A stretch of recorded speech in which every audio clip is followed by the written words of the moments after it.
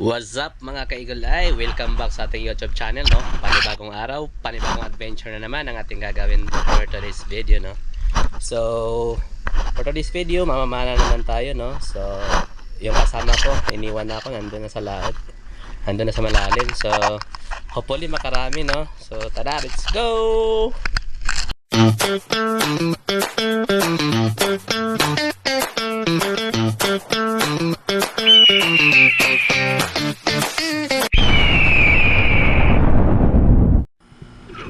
So ito, unang drop. Dito lang tayo sa mababa. Warm up drop lang muna tayo kasi di pa natin kaya sa malalim.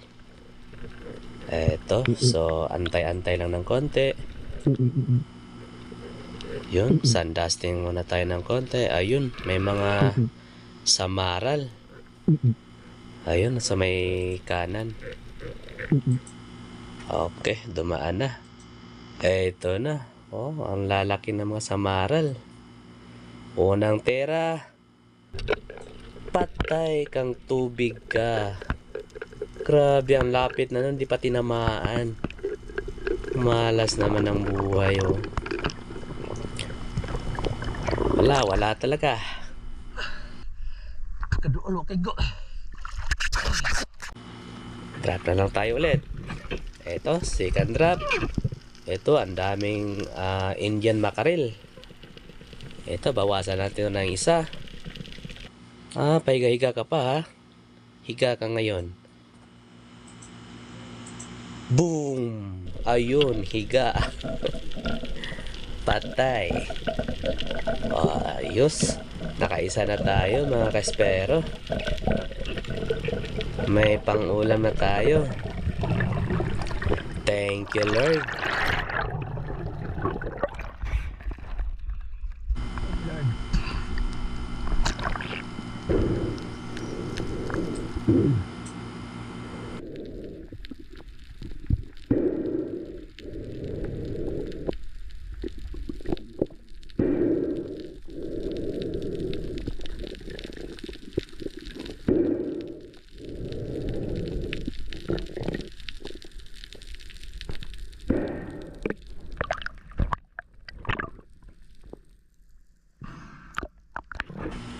Ito, another drop. So, yun, hanap muna tayo. Okay, medyo malabo. Yun. Doon pala yung kaibigan ko. Si Ninja Turtle. Kaya pala walang isda dito. Takot sa kanya. Ito, may nakita akong ano dito. Yun, oh. Isang bluefin trevally. Good size na sana to, mga 2 kilo.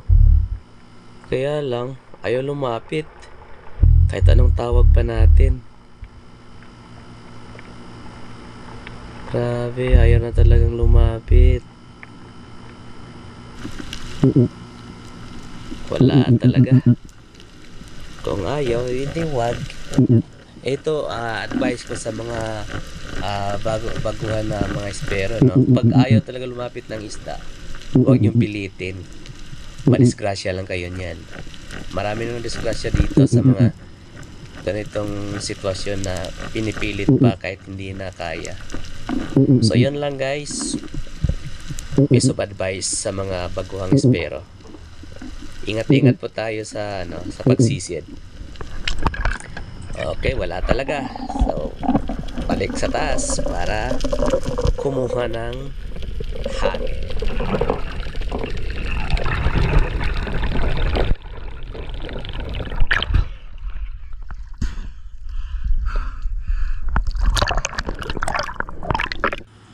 Okay, so another drop na naman tayo, no, mga kaspero. Ito, huling drop na natin to sa umaga. Para kakain muna kami tapos babalik lang kami mamayang hapon. So yun, palalim na tayo ng palalim. Ito, nandito na tayo sa may sa floor ng Dito may nakita akong family pa rin to ng ng lapu-lapu. Pero iba yung hugis ng katawan niya, medyo malapad siya. Pero yung lasa ng karne niya, katulad pa rin ng lapu-lapu. Ito. Medyo may kalakihan na rin. Medyo, siguro nasa kalahating kilo na to. Pang-ulam lang naman, good size na to. Ayun, sapul. Oh, di ba? May pang-ulam na kami.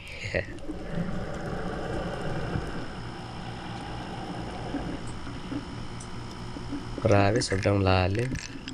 Siguro nasa mga 18 meters na yata to. Grabe yung lalim, oh.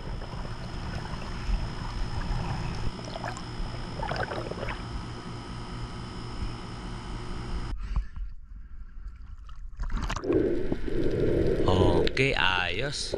Nasecure na natin yung isda. Ito siya, oh. Ano ba tawag niyo sa inyo niyan? Ano ba pangalan niyan? Hindi ko kasi kilala yan eh. Pero family pa rin yan ng lapu-lapu. So, yun mga kaigulay. Afternoon dive na naman tayo, no? So, ito first drop natin sa afternoon. Ito, ang daming Indian mackerel. Pero hindi yan ang sadya natin. Ang sadya natin dito, yung malalaking mga samaral. Ayun, no, nasa baba. Okay, tatawagin lang natin yan, lalapit yan. Oh, grabe, ang dami. Sinubukan ko sana mag double kill.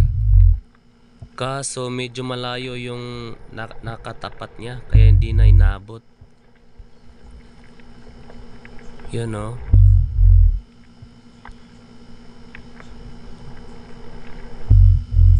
Yun, nag-double na sana, oh. Yun, double sana, kaso lang malayo yung isa. Boom. Isa lang yung tinamaan. Pero goods na rin yun, pang ulam lang naman yun.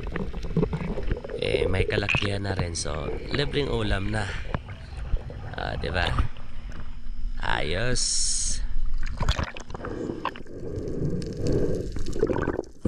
Okay, secure na yung isda natin. Ayos. Ang laki sa maral. May pang-ulam na tayo. Thank you, Lord. Okay, so pagkatapos kong masecure yung isda, dali-dali akong bumaba kasi may nakita akong king mackerel. Ito. Yun, ang laki. Grabe, siguro nasa mga 6 kilo siguro mahigit yan. Estimated. Boom! Kaya lang napababa yung tira natin. Ang problema, napunit. Grabe, sobrang sayang. Bitas pagi dah. King Mac na sana yun. Tangigin naman tato eh.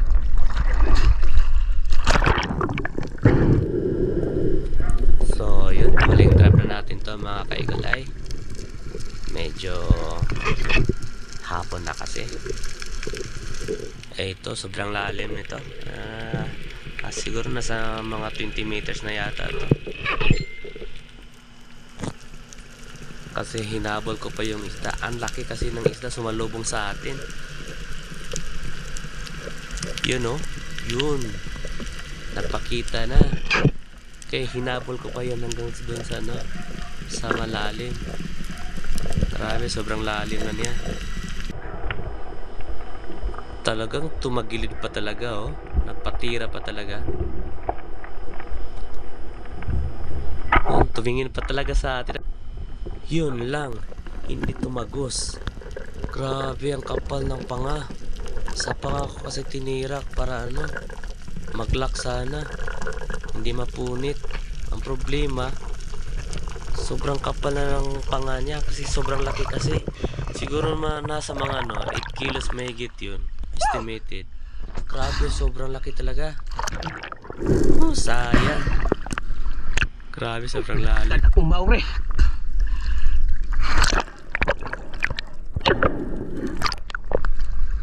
Pakalapos, visit. Sayang.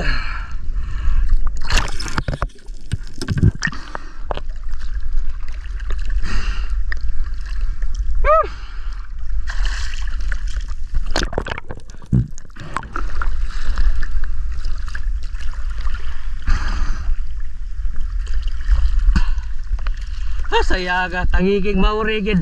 Yawa. Tangigig mauri. Tangigig, bitas, ang mauri, wak kalapos. Buisit. Sayaga eh.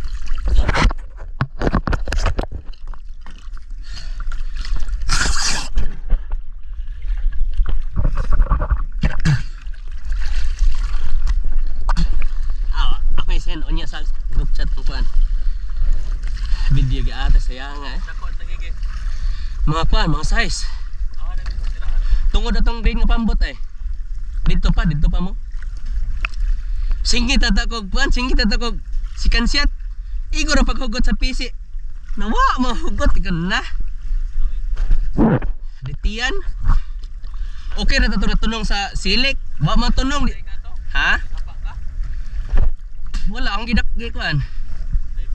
Oh, then level dugay kini balik.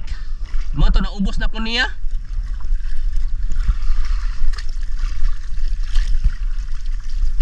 After dito. Diya oh, mo ba tong gibalikan dire ki. Tong diha ba katong nakuha na ko ba? Upat ka buok. Ang usa pares kada ko atong nakuha nako 2 kilos kapin. Ang tulo dagkuha.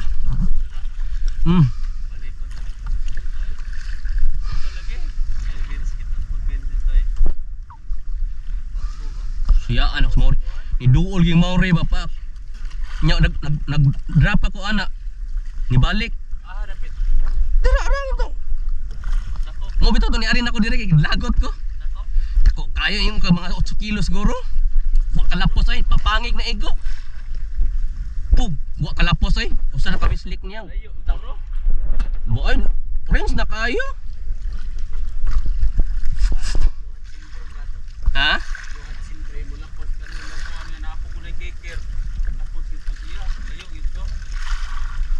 Grabe na po lagi. Oh, puli. Wah eh. Wah mo?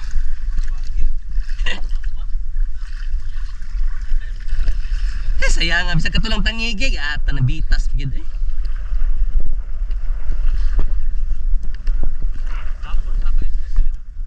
Hapon lagi. Dito ahaan dito magsud gawas. Magsud gawas ilang kuha.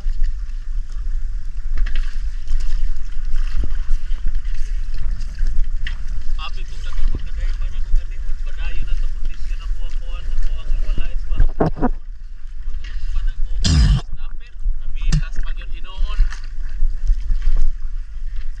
Akong gibalikan karon na katong diha katong nakuha na ko snapper. Wa na mo bitaw to nadugay ko ninyo sunod kanina katong padong pa mo didto kay katulon ako giday naman katulogin mi nagkita ata di gipatirang buang. Oh, tong dagko kay ba. Karon ang gibalikan ang gagmay na lang naa ito giaha kani. Pag abot sa unahan mao tong Mauri mo ni sugat na ko dakuha.